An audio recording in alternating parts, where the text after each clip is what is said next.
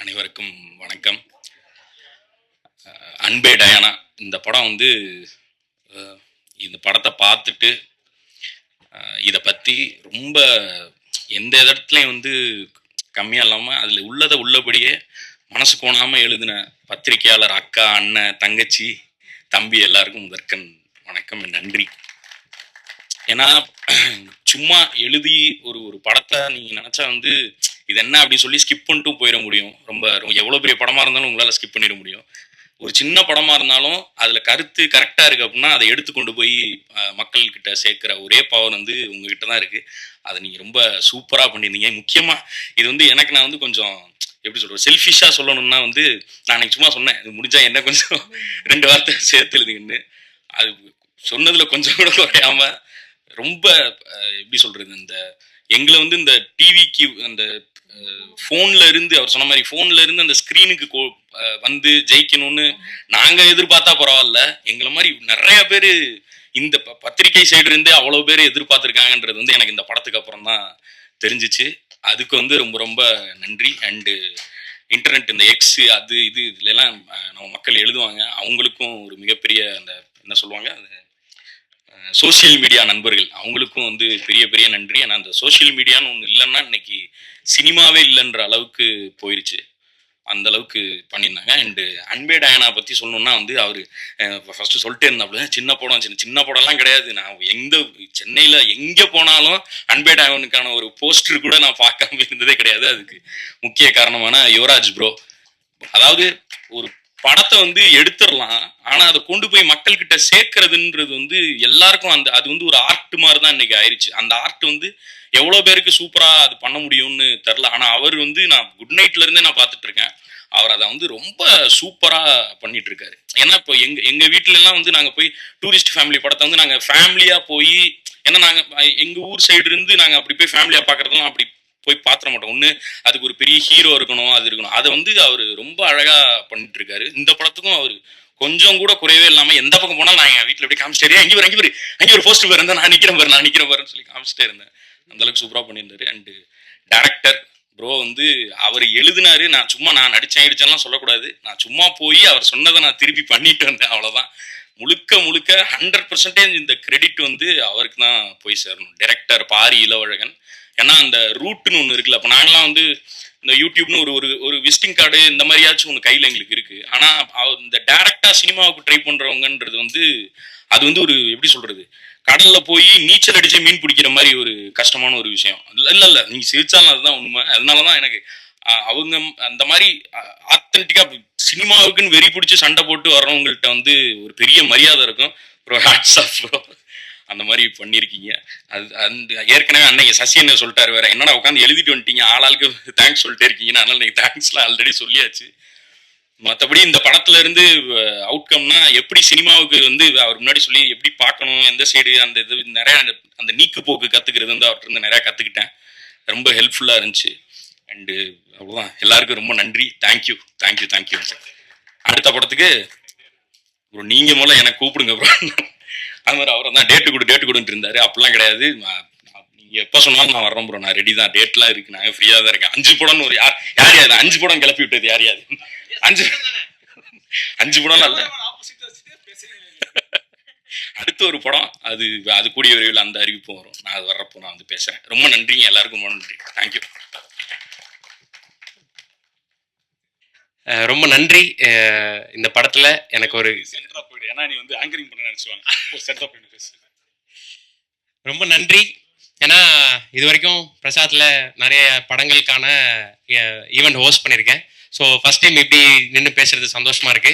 So Pari அண்ணனுக்கு ரொம்ப நன்றி. $1 மில்லியன் ஸ்டுடியோ சிவராஜ் அண்ணனுக்கு ரொம்ப ரொம்ப நன்றி. போன ஃபங்க்ஷன்ல சசி சார் வந்து நீ ஒரு செட் ப்ராப்பர்ட்டின்னு சொல்லிட்டு போயிட்டாரு. அது பயங்கரமா நிறைய பேருக்கு போய் டூரிஸ்ட் ஃபேமிலி பண்ண அப்ப இது பண்ண அவ்வளவுதான் பண்ணேன். ஆனா அப்படி ரெஜிஸ்டர் ஆயிடுச்சு. ஸோ ஒரு வகையில சந்தோஷம் தான். என்னை நம்பி அந்த கேரக்டர் கொடுத்த டைரக்டருக்கும் அதை அக்செப்ட் பண்ணிக்கிற ப்ரொடியூசருக்கும் ரொம்ப ரொம்ப நன்றி. தொடர்ந்து எந்த வேலை கொடுத்தாலும் சிறப்பா செய்வேன் அப்படின்ற உறுதியோட நன்றி சொல்லிக்கிறேன். தேங்க்யூ பாரி அண்ணன். ஸோ படத்துல ஒர்க் பண்ண எல்லாருக்கும், சேத்தன் சார், ரோஜா மேம், ரம்யா, செல்முருகன் சார், எல்லாருக்கும் ரொம்ப ரொம்ப நன்றி. இங்கே இப்போ இன்னும் பேசும்போது தான் தெரியுது யார் பேரை விட்டுருவோமோன்னு கொஞ்சம் பயமா இருக்கு. ஸோ ஷெல்லி அண்ணன், புரியுதுண்ணே, ஷெல்லி அண்ணன், பரத் ப்ரோ, பார்த்தா ப்ரோ, மகேந்திரன் ப்ரோ, மோகன் அண்ணன், பாக்கியம் சங்கர் சார், முத்தமிழ் அண்ணன், எல்லாருக்குமே நன்றி. அப்புறம் assistant directors, associate directors, Baba Mani அண்ணன், அப்புறம் மில்லியன் டாலர் ஸ்டுடியோஸில் எல்லாருக்குமே, சாஜன், விவேக் ப்ரோ, பெனு, வெங்கட், நரேன் சார், கோபால், எல்லாருக்குமே ரொம்ப ரொம்ப நன்றி. குறிப்பாக மில்லியன் டாலர் ஸ்டுடியோஸோட அசோசியேஷன் ஆயிருக்கேன் சரவணன், ரொம்ப ரொம்ப நன்றி. கலாக்கா ரொம்ப நன்றி. நியோ கேசல் கிரியேஷன்ஸ் சத்யா மேம், ரொம்ப ரொம்ப thank you. So thank you so much.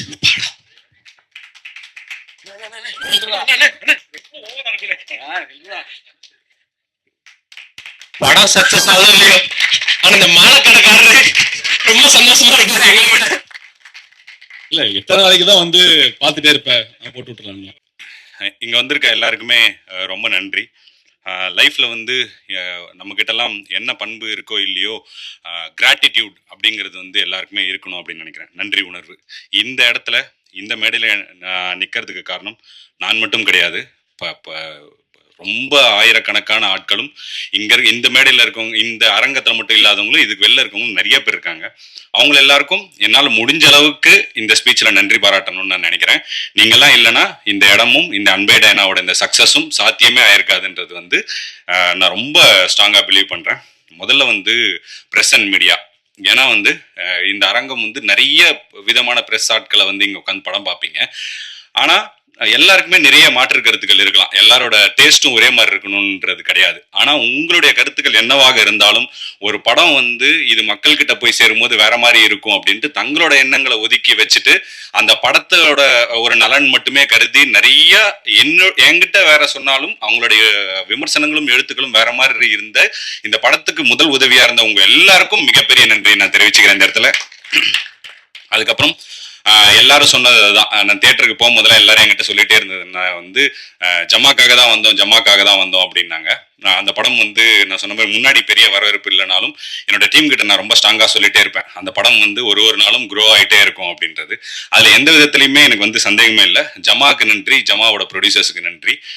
அவங்களுக்கு இந்த நேரத்தில் இது பண்ணிக்கிறேன். முக்கியமாக வந்து இந்த நேரத்தில் விஜய் சேதுபதி சாருக்கு நான் மிகப்பெரிய நன்றியை நான் தெரிவிச்சுக்கிறேன்.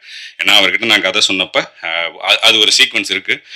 அவர் வந்து இந்த டைம்ல இப்போ உன்னோட கரியர்ல இந்த டைம்ல வந்து $1 மில்லியன் நீ படம் பண்றது வந்து ரொம்ப சரியா இருக்கும் அப்படின்னு வந்து உத்வேகப்படுத்தி யுவராஜ் ப்ரோகிட்டையும் பேசி அமைச்ச விஜய் சேதுபதி சாருக்கு மிகப்பெரிய நன்றியை நான் தெரிவிச்சுக்கிறேன். அதுக்கப்புறம் $1 million productions, Yuvaraj Ganesan bro. இந்த கதையை வந்து அவர் சொன்ன மாதிரி ஆரம்ப புள்ளியிலிருந்து நான் எல்லாருக்குமே இந்த நம்ம சினிமாவில் ஜெயிக்கணும் அப்படின்னா லைஃப்ல ஜெயிக்கிற எல்லாருக்குமே கனா படத்துல ஒரு டைலாக் மாதிரி பிடிவாதம் பிடிக்க தெரியணும் அப்படின்னு நினைக்கிறேன். ஒரு விஷயத்த நம்ம நினைக்கிறோம்னா அந்த நினைப்பு மேல மிகப்பெரிய பிடிவாதம் நமக்குலாம் இருக்கணும். அப்படி வந்து பல விஷயங்கள் ஆப்ஷன்ஸ் இருந்துமே நான் பிடிவாதமா இந்த படத்துக்கு நான் தான் பண்ணுவேன் அப்படின்ற ஒரு பிடிவாதத்தோட தான் இருந்தேன்.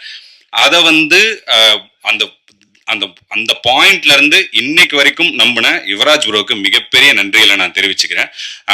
மற்ற விஷயங்கள் எல்லாமே கிளை விஷயங்கள் தான். அவர் அந்த வச்ச நம்பிக்கையை தான் இந்த படத்தோட தொடக்கத்துக்கும் இந்த படம் இன்னைக்கு சக்சஸா இருக்கிறதுக்கு காரணமும் அந்த ஒரு விஷயம் தான். அவருக்கு மிகப்பெரிய நன்றிகள் நான் தெரிவிச்சுக்கிறேன்.